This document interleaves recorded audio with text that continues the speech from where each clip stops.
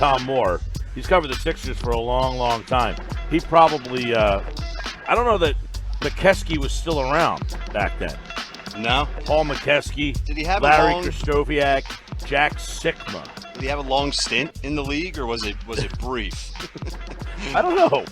Sikma was pretty good. Krzyzewski's a coach now.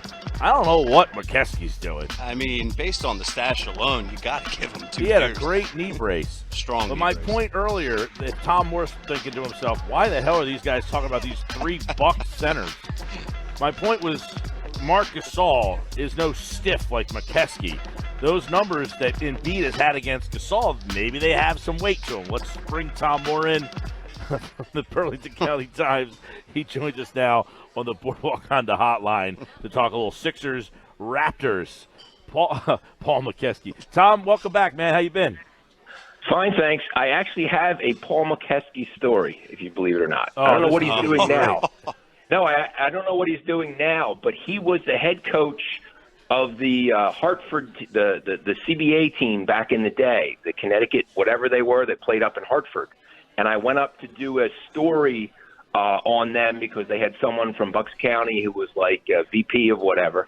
And I interviewed him like before the game, and he said he went to the opening game. He's the head coach, and they didn't have any socks. So he had to run out to a store, the head coach, to buy socks for the entire team. Like, it was not exactly the NBA. So Krzyzewski was in the league a little bit when I started, but I'm pretty sure Sikma and McKeskey were done playing by the time I started covering the league.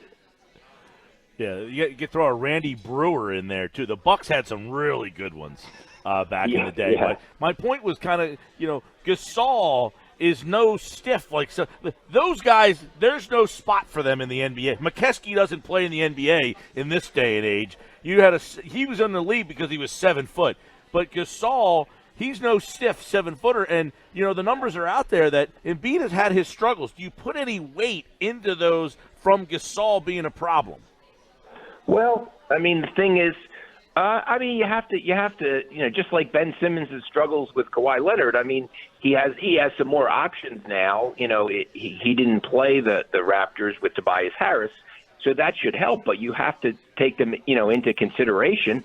The thing is, he's big, and he can initiate the offense, and he can shoot three-pointers. So on offense, I would expect him to be on the high post a lot, trying to get Embiid away from the basket, opening up lanes for Kawhi Leonard and Siakam and the other guys, Lowry, Danny Green, etc., inside. So, yes, in terms of matchup-wise, it could be difficult because he is, 7'1" and 275 pounds. He's almost the same size as Embiid, right.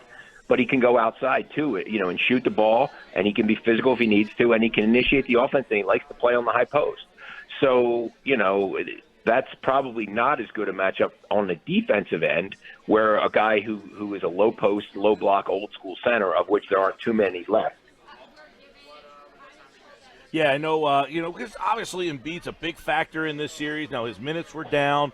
Do you think his minutes were down because the games, weren't as competitive and then the Sixers had some comfortable leads, or is that to kind of manage him? Do you anticipate – I don't know if he was on a minute restriction. The one game he kind of slipped out and said something about a minutes restriction, but I don't know that was really announced. But do we anticipate – did Brown give any – anticipation of what kind of minutes we might see from Joel starting Saturday night?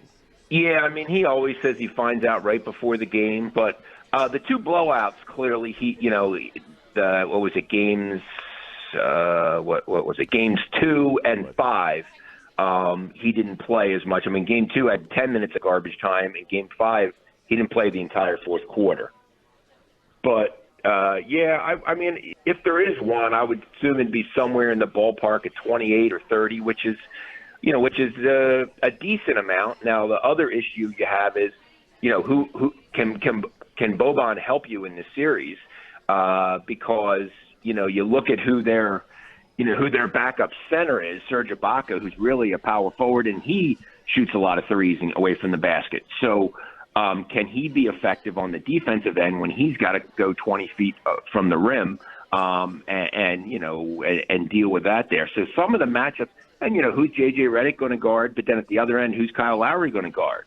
So there are some very intriguing, decisions that the coaches have to make in terms of what they're going to do, and system-wise, and who's are you going to try to isolate? I mean, my sense is offensively, if Ben Simmons continues to struggle with Kawhi Leonard, you could see Butler handling the ball more and maybe run some more pick and rolls where Simmons is the screener and the roller, if you know what I mean. Butler's the guy with the ball. Yeah. So that you don't have the turnovers there because Butler is a quality, kind of number 2 ball handler / backup ball handler or whatever. But, I mean, it's definitely going to be a chess game. You see what happens in game 1, and there's going to have to be, some adjustments made on both sides, depending what happens Saturday night. I can't wait to see these matchups, Tom. It's going to be really interesting, like you said, the chess match that these two coaches play. I want your opinion going into game 1 with these matchups. What do you think Brett Brown is going to do in game 1? Because there's one side of the fence where you say, all right, you know what? Our game plan is what it's been all year long. We want to pound the ball with Joel in the post. We want to get him in his spots and just go about our business like we have been and see how it works. But part of me says kind of what you were just saying in the previous answer. You know what? Marc Gasol is strong. He is lengthy. He can bang with Embiid down in the post. Maybe you pull Embiid out in game 1 more and you get the mismatch by having him putting it on the floor or taking mid-range jump shots, getting him in foul trouble. How do you anticipate Brett Brown preparing for that specific matchup in game 1, as well as you made a good point with Ben Simmons? How much do you anticipate him bringing up the ball and really being the main ball handler? Yeah, I mean, I think to start with, I think Simmons is probably the main ball handler, just because that's where he's at his best. But, you look at the numbers in the 3 games against Kawhi, he had 27 assists and 24 turnovers. That's an average of 8 turnovers in the 3 games. In the other game that Kawhi didn't play, he had 1 turnover. And on the season, he averaged 3.5. So, you see how disruptive Leonard is with the quick hands, and even though he's 3 inches shorter, he's got such long arms and he's so physical that he just gets into Simmons and, puts it on the floor and he takes it. So I think they'll start more traditionally, have Embiid in the low post, have Simmons bring it up, and kind of see how it goes. If you're having trouble getting into your offense or he's turning the ball over, you have to change some things. Now, the other thing we haven't really talked about is, I don't know if you saw that, Brett Brown said today at practice, that he is not counting on Mike Scott being ready for game 1. That's where I was going with you next, Tom. Yeah, with the. How do you anticipate those rotations? Well, that's really tough because he is your 6th man, and he's a 4-man, but he also actually plays some backup 5-man, which you might want to use in this series. Depending what happens with Boban, if Boban cannot be effective. So now you may have to go small. Ennis plays more maybe. You're only really playing 8 guys. I don't think he really I'm not sure that he trusts some of the younger guys, who haven't played in a big spot like this. Jonah Bolden, for example, would be a logical backup 4 in the regular season, but I'm not sure with so much on the line that he does that. I mean, he's playing 8 guys, and if your 6th man is out, and let's say your 7th man, for argument's sake, is Boban, and he's not that effective, your rotation's getting really short, and your starter's going to have to play a lot of minutes. So I'm sure he's got different scenarios and plans in place, but that would be just a huge loss because of what he gives them at both ends of the court, spreading the floor. He can play alongside Butler. He can play alongside Tobias Harris. And as I said, he can play some backup center when they go small. So if they do not have him, and he said he's not counting on it, but it would be a bonus if they do. It's also 48 hours from, a little over 40 hours from tip-off, so that can change. But he did not practice today. That would be a very significant loss for the Sixers, who, are not an extremely deep team to begin with. Tom Moore is with us, Sixers, Raptors. Saturday night we'll have it on 97.3 ESPN. Now, the other night, Brett said the math is not favorable. We are all aware. 3-21 against the Raptors under Brett Brown. Now, he also went to the defense of himself and said, quite frankly, those games shouldn't matter. This is a new roster. I tend to agree with that. I've been saying that throughout this whole season. If I don't care what their record against Boston's been in the past because those players aren't here. This is a completely new roster. They played February 5th. They made the trade for Tobias Harris February 6th. So, does Brett Brown 3-21 series, Tom? Is there something to be said for what Brett's saying? This is a new roster. I mean, clearly the Sixers have more offensive weapons. They have, a terrific starting five, one of the two best in the league, and I'm going to say the Raptors probably are one of the five best in the league too. There's something to be said for that. But as I said, you need to solve the Ben Simmons, Kawhi Leonard dilemma, if you will. I mean, Kawhi's averaged over 30 points in those games. The Sixers, Simmons won't be the only one guarding him, but he is so dominant at both ends of the court. And Siakam's a guy people haven't talked about his emergence. He is a weapon at that 4 position. He's so active and athletic. He can go inside. He can shoot some. He's not afraid to shoot from the perimeter. So there's something to be said for it. But I still think there are some of the elements that existed before that you're going to have to figure out a way to overcome, which is possible. I mean, game 1. In the last round, to me, was a continuation of the regular season, and I didn't see a lot of adjustments from Brett Brown. He kind of let the bad matchups come, and J.J. Redick ended up on Dinwiddie or, LeVert or Harris, or D'Angelo Russell, and was kind of, really struggled. Then he made the adjustments, and the last 4 games, were terrific. But you can't allow that to happen. You can't give a game away. You have to be ready to change some of those things or do something a little different. And he thinks with Kawhi Leonard, for example, the fact that he was with them with the Spurs and helped develop him, that maybe he can help in terms of doing things to maybe take him out of his comfort zone a little bit. But he is, probably one of the 6 or 7 best players in the league. He is, as Brett Brown likes to say, an elite player, and I think that's the key matchup. If Simmons plays like he did anything close to the last 4 games of the last series, I think the Sixers will be fine. But if he struggles and has, 6 assists and 6 turnovers kind of games, they can't afford to do that against the Raptors. Tom, the matchup with Siakam is going to be interesting, in my opinion. Who do the Sixers put on him? And outside of Kawhi, who's the head of the snake for Toronto? Like, if you're Brett Brown, in my opinion, Kawhi's going to get his. I'm not going to try and do too much. You want to come up with a game plan to put your best guy on him, whether that's Simmons, maybe a little bit of Jimmy Butler. But who's the head of the snake outside of Kawhi Leonard? And what's the matchup for Philly with Siakam? Yeah, well, it probably starts out Tobias Harris just because of, who else would it be?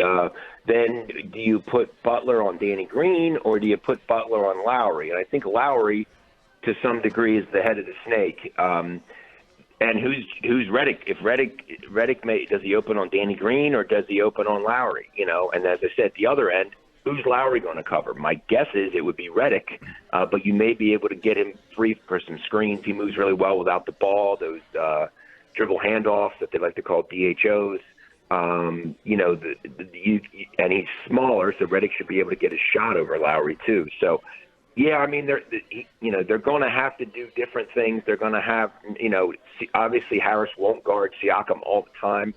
If you notice in the last round, there were always 2 starters on the court at almost every moment in the 5 games for the Sixers, and I would assume that happened. But Harris and Butler played really well together.